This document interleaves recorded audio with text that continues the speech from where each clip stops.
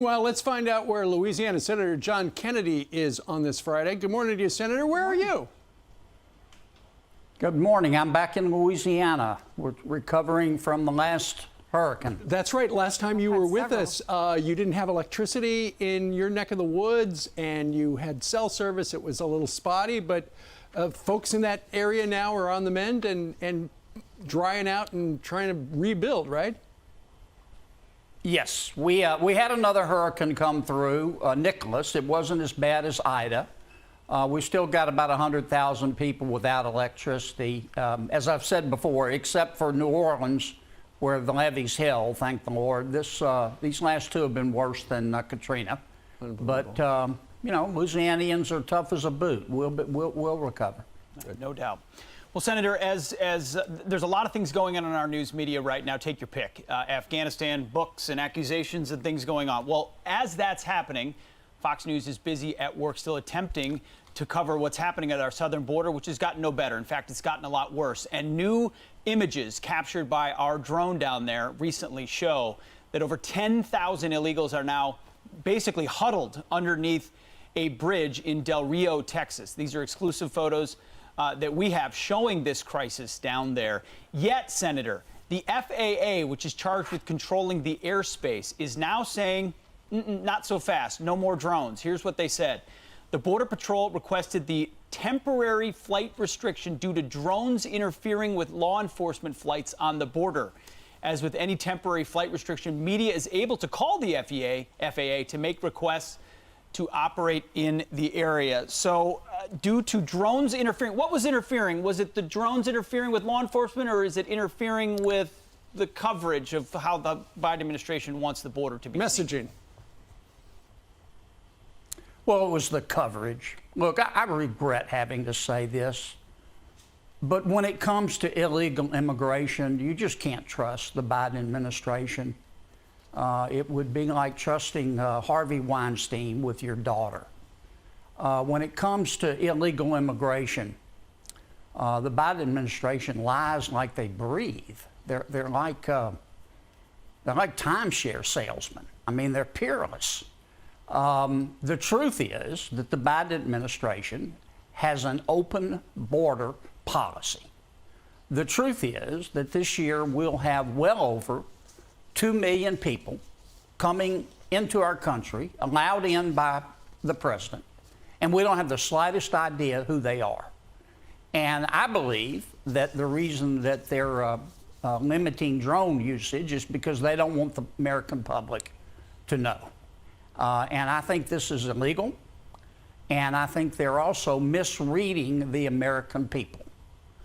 The American people support legal immigration. That's why we welcome about 1 million of our world's neighbors every year to become American citizens legally.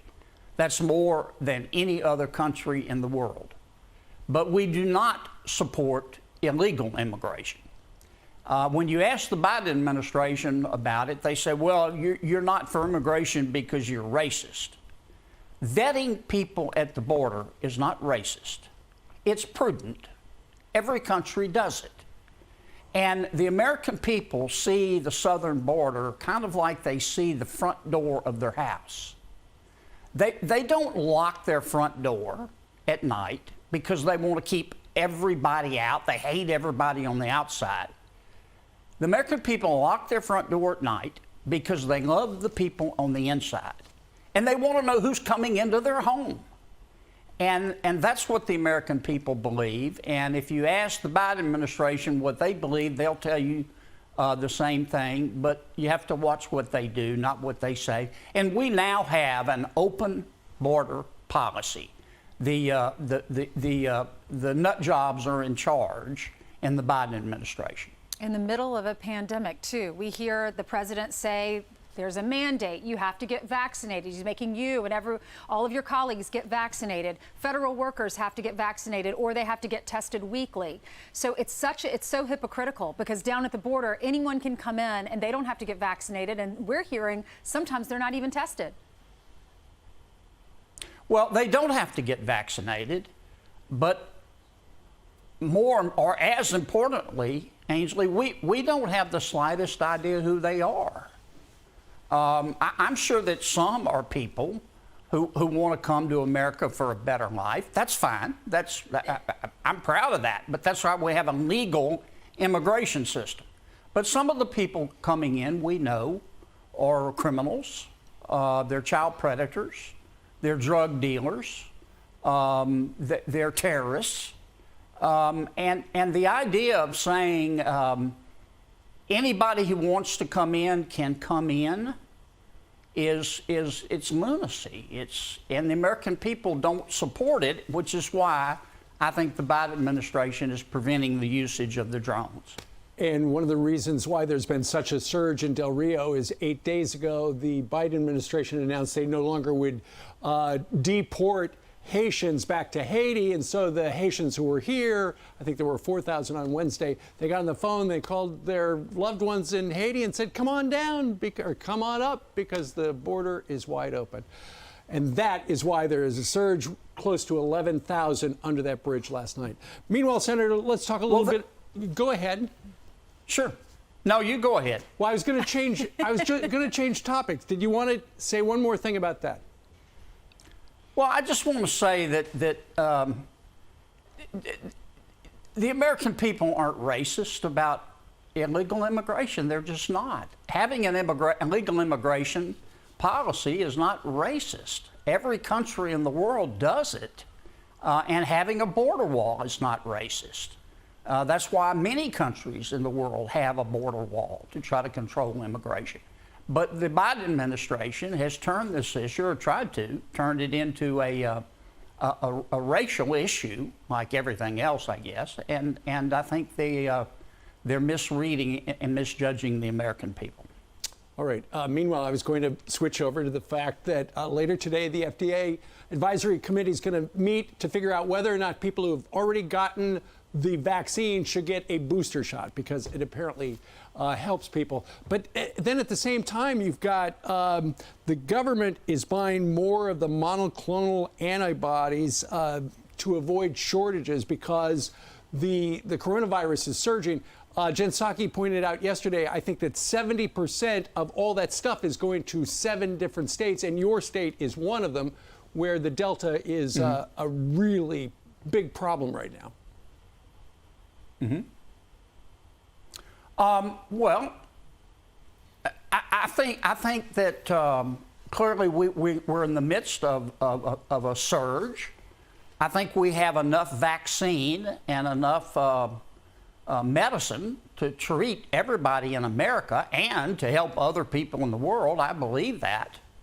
I think that the president's vaccine mandate has probably set us back in terms of getting people vaccinated.